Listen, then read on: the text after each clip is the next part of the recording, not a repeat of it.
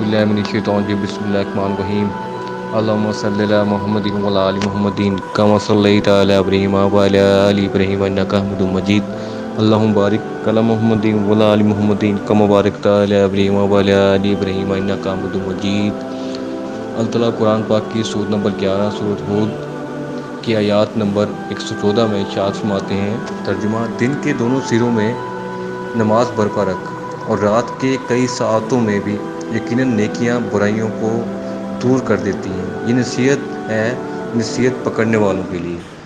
تفسیر ہے، دن کے دونوں سروں سے مراد فجر اور عصر کی نمازیں ہیں، اور بعض مفسرین نے ان سے فجر اور مغرب کی نمازیں مراد لی ہیں، اور رات کے حصوں کی نماز سے مراد مغرب، عشاء اور تہجد کی نمازیں ہیں۔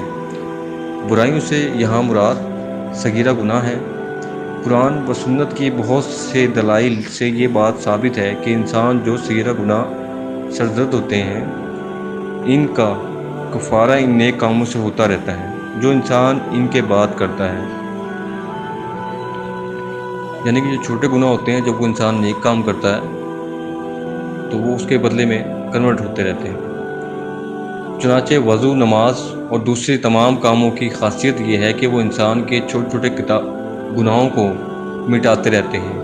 اسی طرح سورۃ النساء کی آیات نمبر 31 میں یہ مضمون گزر چکا ہے، اگر تم ان بڑے بڑے گناہوں سے پرہیز کرو گے جن سے تمہیں روکا گیا ہے تو تمہاری چھوٹی برائیوں کا ہم خود کفارہ کر دیں گے۔ اللہ تعالیٰ ہمیں دن میں 5 دفعہ بلاتے ہیں نماز کی طرف، حی الصلاۃ، حی الصلاۃ، حی الفلاح، حی الفلاح۔ حی الصلاۃ کا مطلب آؤ نماز کی طرف، حی الفلاح آؤ کامیابی کی طرف، آؤ کامیابی کی طرف۔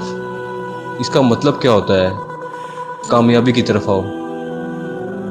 تو اصل کامیابی یہی ہے دین کی۔ دنیاوی کامیابی فضول ہے، اس کے پیچھے ہم فضول بھاگ رہے ہوتے ہیں۔ اصل یہی کامیابی ہوتی ہے جو اللہ تعالیٰ ہمیں بلا رہے ہوتے ہیں دن میں 5 مرتبہ، لیکن افسوس کے ساتھ ہے کہ ہم انسونی کر دیتے ہیں۔ اور بعض وقت حالات ہمارے ایسے ہوتے ہیں کہ موبائل میں لگے ہوتے ہیں، ہم اذان کے ٹائم اذان بھی نہیں سنتے۔ تو میرے بھائیو، اس سے پہلے کہ وقت قریب آ جائے اپنے آپ کو اس طرح رجوع کریں۔ اللہ تعالیٰ سے دعا ہے اللہ تعالیٰ ہم باجماعت 5 وقت خضوع کے ساتھ نماز پڑھنے کی توفیق عطا فرمائے، اور اللہ تعالیٰ سے دعا ہے جو آیات پڑھی ہے، جو ترجمہ پڑھا ہے، اس کو سمجھنے، اس پر عمل کرنے کی توفیق عطا فرمائے، اور اللہ تعالیٰ ہمیں قرآن پاک کو ترجمے کے ساتھ پڑھنے، سمجھنے اور اس پر عمل کرنے کی توفیق عطا فرمائے۔ جزاک اللہ خیر۔